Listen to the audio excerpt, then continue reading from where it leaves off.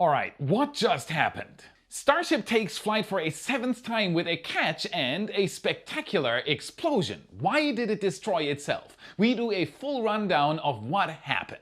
Musk reveals a drastic change to the Future of Starship's Block 3 design, and you won't believe how big it is.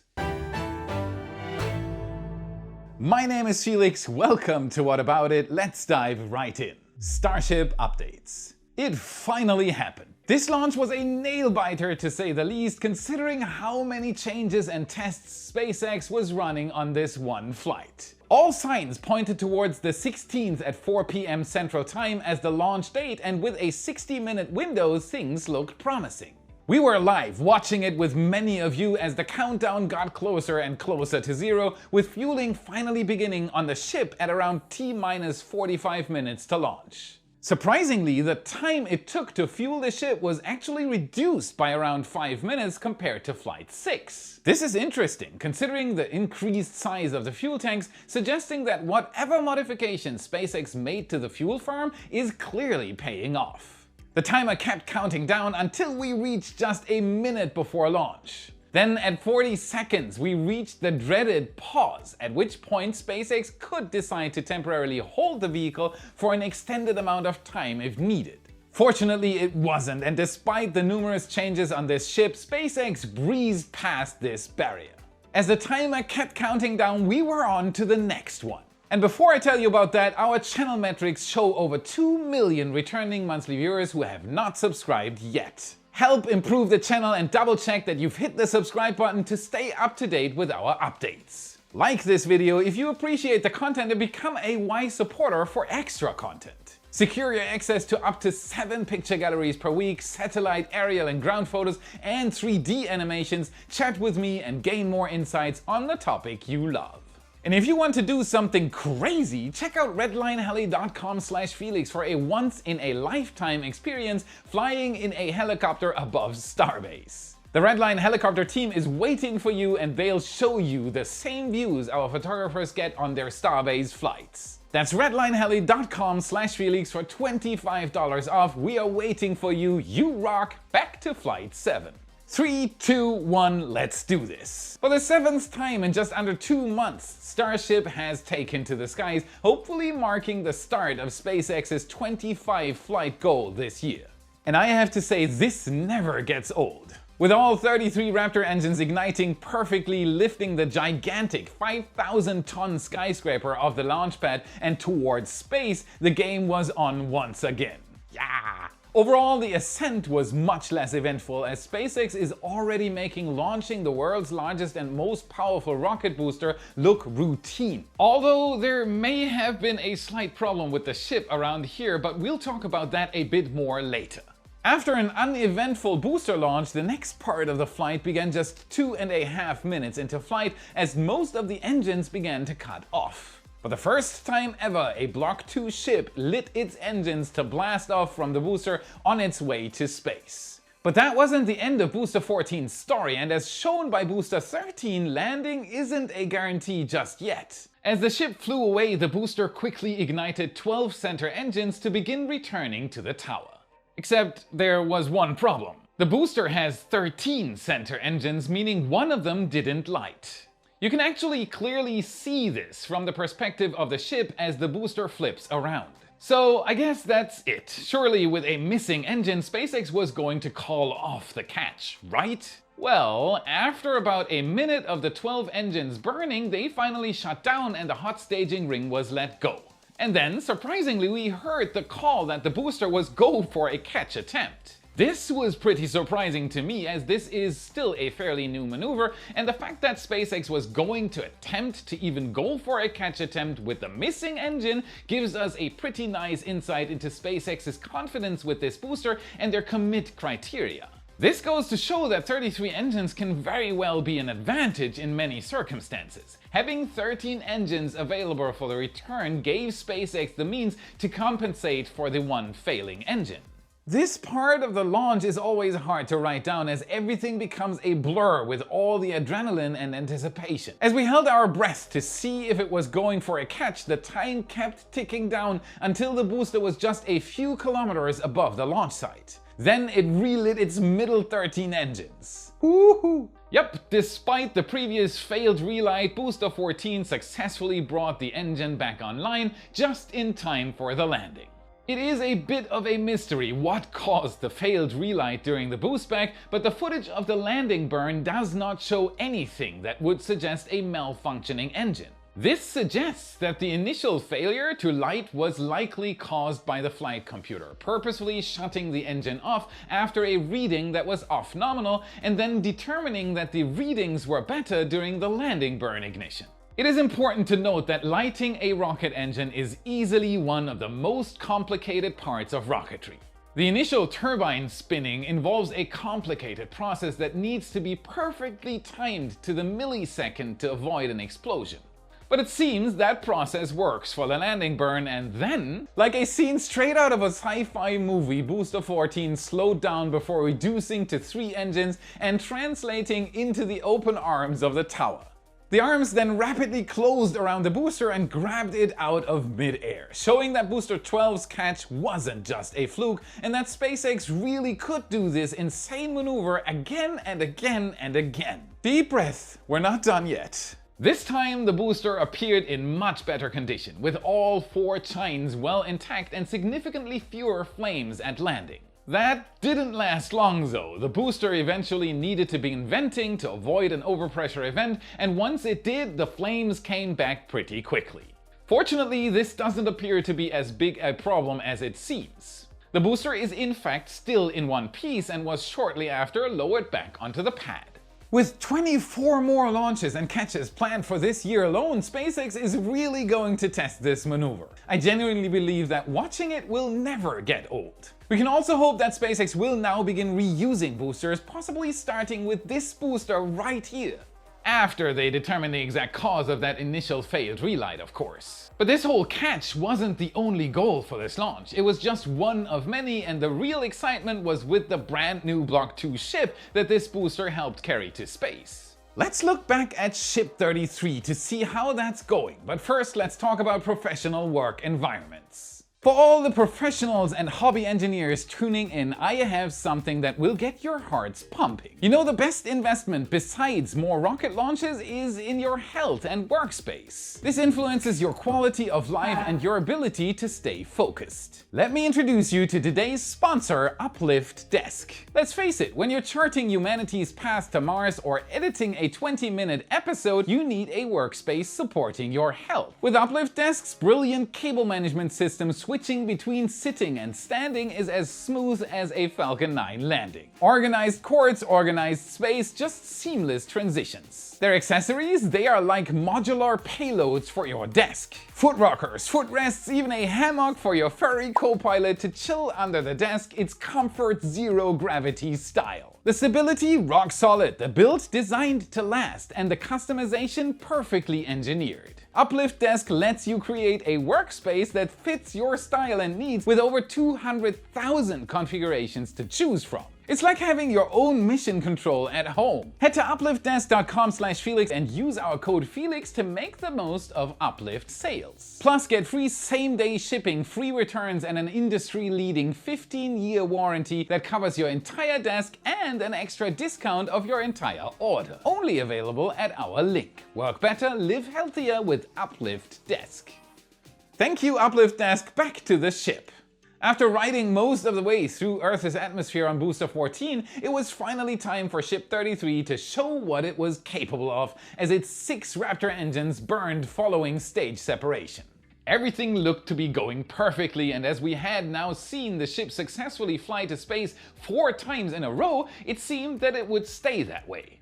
But as our attention was fixated on the swaying skyscraper and a pair of chopsticks, the first signs of trouble began to appear. It started at 7 minutes and 38 seconds into flight when one of the center 3 Raptor engines that was powering the ship to space went out. This is not exactly a good situation. However, these center engines can gimbal. Losing one of them doesn't necessarily mean the end of the flight. So the ship powered on, and despite the now missing engine, things looked promising as the cameras cut back to the ship, still on a good trajectory to orbit.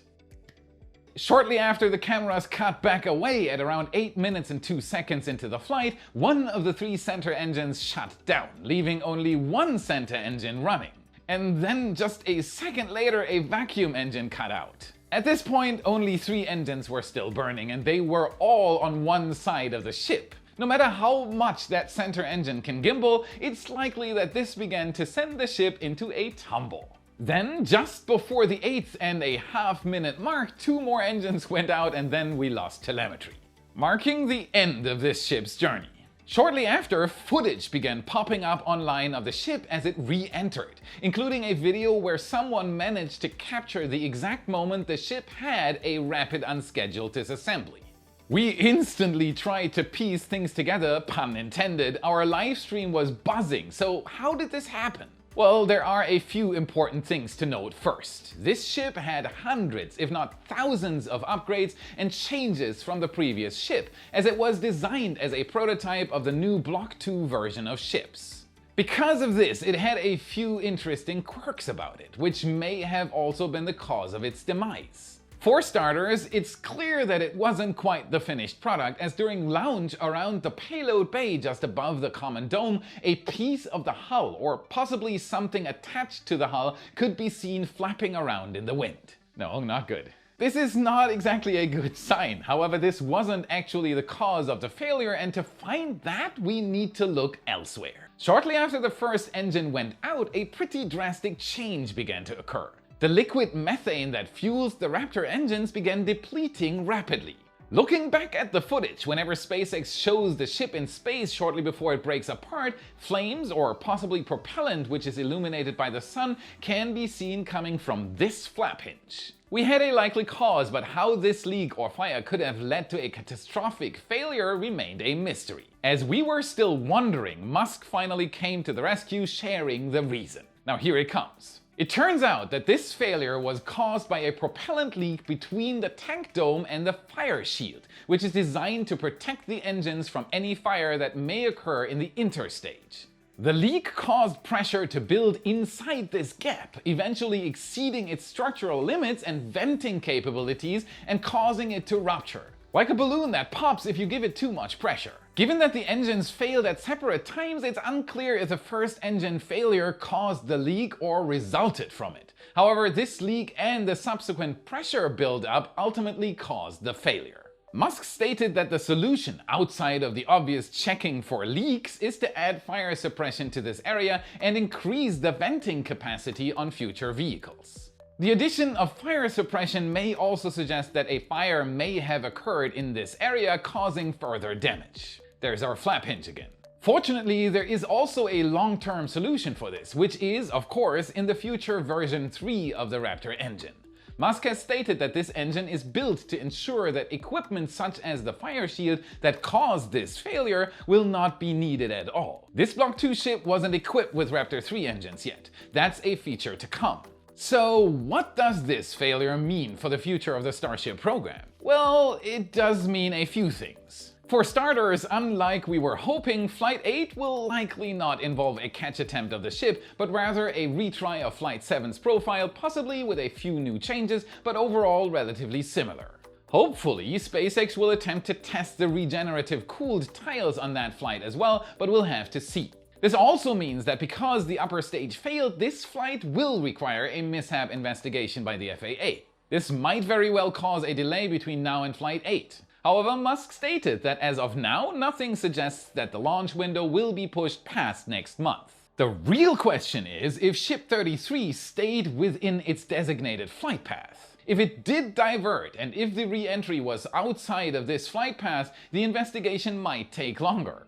Flight 7 goes into the history books as a classic 2 steps forward and 1 step back. While SpaceX was able to repeat the booster catch and show that Flight 5 and the first successful catch wasn't just a fluke, it also showed that Block 2 isn't quite there yet. Further excitement is again guaranteed.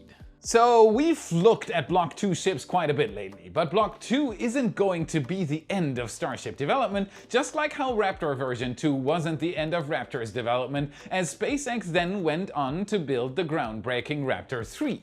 If you want to get the entire story of the Raptor engine, I'm linking our recent epic deep dive video at the end of this video. Just like Raptor 3 was a leap over Raptor 2, Block 3 of Starship will likely be the same. We may have gotten our first look at this future design in over a year, and it may be even crazier than we thought. Holy cow. We didn't get much information, but what we did get was pretty surprising to say the least. When commenting on how Starship is the largest and most rocket ever built, that's actually what he said, Musk stated that SpaceX would probably increase the height of Starship by around 10 meters before increasing the diameter. You heard that right. This is huge because this is the first time the diameter of Starship has been a question since 2017, when the original plan for Starship, which at that time was known as the Interplanetary Transport System or ITS, went from 12 meters down to the now current 9-meter design. Since then, the diameter has remained untouched and we've now seen the 9-meter Starship fly 7 times. However, if SpaceX plans to increase the diameter after just a 10-meter height increase, Block 3 will likely be a completely overhauled design with a larger diameter. The current height of the Block 2 variant is set to be around 125 meters, with the current height being closer to 123. However, Block 3 has been stated to be 150 meters tall. That's over the 10-meter difference that Musk stated would probably lead to an increase in diameter, meaning the Block 3 design is set to look quite different from what SpaceX already proposed. It'll be huge. Now, we've had a situation where Musk mentioned a size change, only for it to turn out to be a minor change at best. It'll be taller to allow for the next generation of Starship. Yep. So we're going to add a few sections to that. However, when it comes to the diameter of a rocket, even the most minor changes can lead to some pretty drastic outcomes. This is because of both the way rockets are built and launched. For example, because of the way Starship is built, with ring segments being made and then stacked together, it's relatively easy to increase the height. After all you need to do is add a few more rings and maybe change where the ship's quick disconnect is located. However, if SpaceX wants to change the diameter of its Starship, it will need to build completely different sized rings, but that's just the beginning. All of the connectors and stands that the rings are transported on need to be changed. Almost everything in the manufacturing process ends up being different, and looking at the launch pad, it's a similar story. They would also need to completely overhaul the design of the launch mount, as a wider booster would no longer fit. In other words, it's almost like building a completely new rocket. So why would SpaceX go through all this trouble? Well, there's a pretty good reason, and it all comes down to some simple geometry. Rockets are basically just big cylinders, and an important aspect of cylinders is the relationship between volume and surface area. When increasing the height of a cylinder, the surface area increases relatively quickly compared to the volume gained. However, to achieve the same volume by increasing the radius, the surface area increases much slower.